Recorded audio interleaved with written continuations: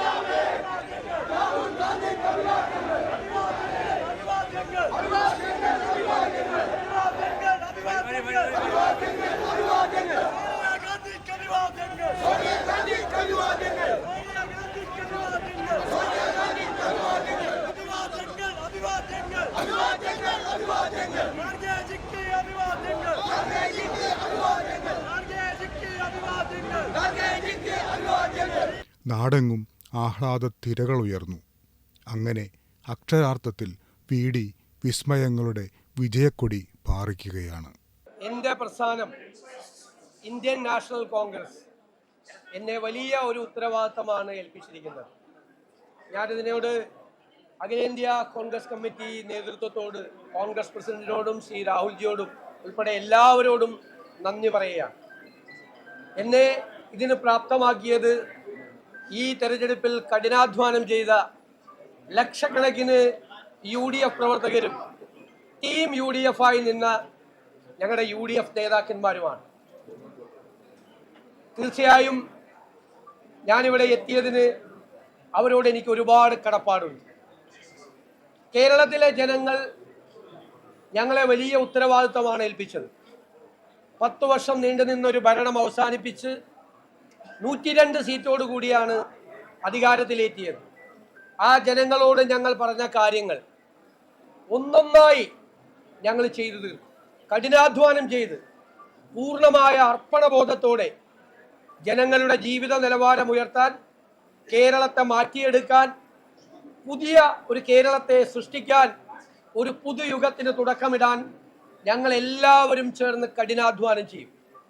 രാഷ്ട്രീയ പ്രവർത്തനവും പൊതുപ്രവർത്തനവും ജനങ്ങൾക്ക് വേണ്ടി നടത്തുന്ന കഠിനാധ്വാനവും അവർക്ക് വേണ്ടി അർപ്പണബോധത്തോടു കൂടി ചെയ്യുന്ന പ്രവൃത്തിയുമാണ് എന്ന് ഞങ്ങൾ അതിൻ്റെ നിർവചനം മാറ്റി എഴുതും. പൊതുപ്രവർത്തനത്തിൻ്റെയും രാഷ്ട്രീയ പ്രവർത്തനത്തിൻ്റെയും നിർവചനം അതായിരിക്കുമെന്ന് മാറ്റി എഴുതും. ഇതൊരു ദൈവികമായ നിയോഗമായി ഞാൻ കാണുന്നു. വ്യക്തിപരമായി കിട്ടിയ ഒരു കാര്യമായിട്ടല്ല കാണുന്നത്. അതിനെ സഹായിച്ച ഒരുപാട് ആളുകളുണ്ട്. ഈ വലിയ വിജയത്തിന് ഞങ്ങളെ സഹായിച്ചത്, ഏറ്റവും കൂടുതൽ സഹായിച്ചത് AICC ആണ്. ആ AICCയുടെ പ്രവർത്തനങ്ങളെല്ലാം കേരളത്തിൽ ഏകോപിപ്പിച്ച് നടത്തിയത് പ്രിയങ്കരനായ അതിൻ്റെ സംഘടനാ ചുമതലയുള്ള ജനറൽ സെക്രട്ടറി ശ്രീ KC വേണുഗോപാലാണ്. ഓരോ ദിവസവും ഓരോ കാര്യവും ഞങ്ങളോട് ചോദിച്ച് എല്ലാ കാര്യങ്ങൾക്കും അദ്ദേഹത്തിൻ്റെ പിന്തുണ നൽകിയിട്ടുണ്ട്. അതുപോലെ ഇതിൻ്റെ ക്യാമ്പയിൻ കമ്മിറ്റി ചെയർമാനായിരുന്ന നമ്മുടെ മുൻ പ്രതിപക്ഷ നേതാവ് കൂടിയായിരുന്ന KPCC പ്രസിഡന്റായിരുന്ന ശ്രീ രമേശ് ചെന്നിത്തല, അദ്ദേഹത്തിൻ്റെയും പങ്കുണ്ട്. എൻ്റെ നേതാവ് കൂടിയാണ് ശ്രീ രമേശ് ചെന്നിത്തല.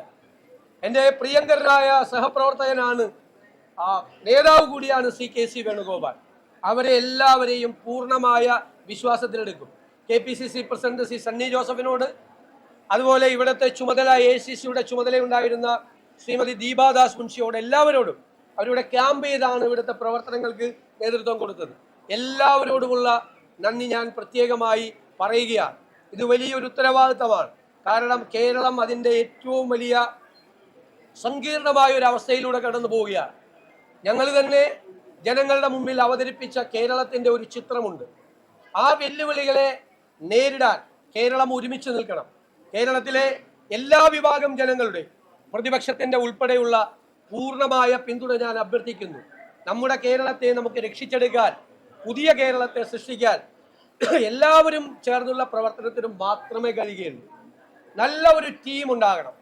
നല്ല ഒരു ടീം ബിൽഡ് ചെയ്ത്, ഒരാൾക്ക് ഒറ്റയ്ക്ക് ഒന്നും ചെയ്യാൻ കഴിയില്ല.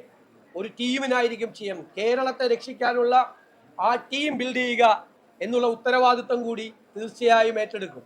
ഹൃദയം നിറഞ്ഞ നന്ദി എല്ലാവരോടും പറയുന്നു. കേരളത്തിലെ ജനങ്ങളോട് പറയുന്നു. ഞാൻ പറഞ്ഞല്ലോ,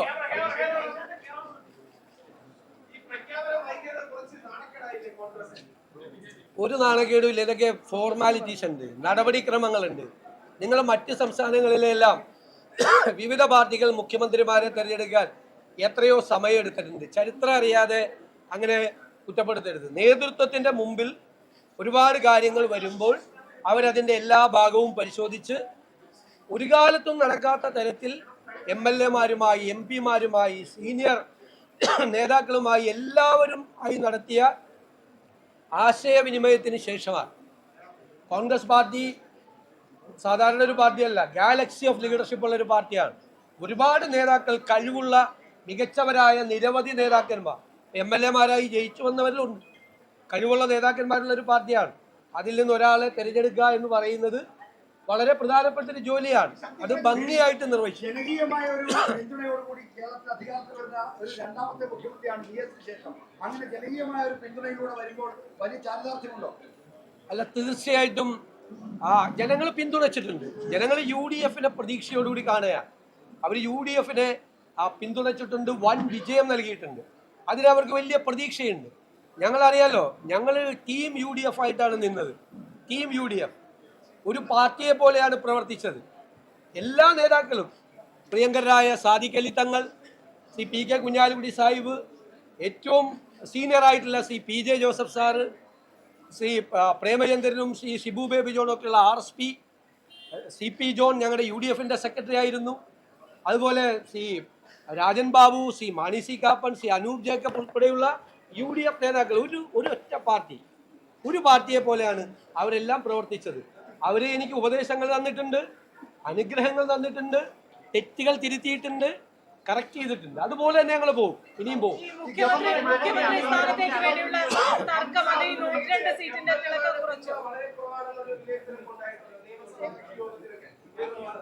എങ്ങനെ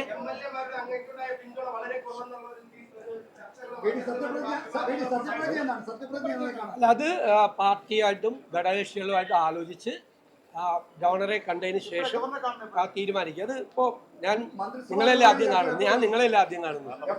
എല്ലാ മുതിർന്ന നേതാക്കളുമായി കൂടിയാലോചിച്ചതിന് ശേഷം ഗവർണറുമായിട്ട് ആലോചിച്ച് പാർലമെന്ററി പാർട്ടി യോഗം എന്ന് വെച്ചിട്ടുണ്ട്. അതിനെല്ലാം ശേഷമുള്ളൊരു നടപടിക്രമമുണ്ട്. അത് ഒറ്റയ്ക്ക് തീരുമാനിക്കുന്നതല്ല, ഇതൊന്നും അത് കൂട്ടായി തീരുമാനിക്കുന്നു.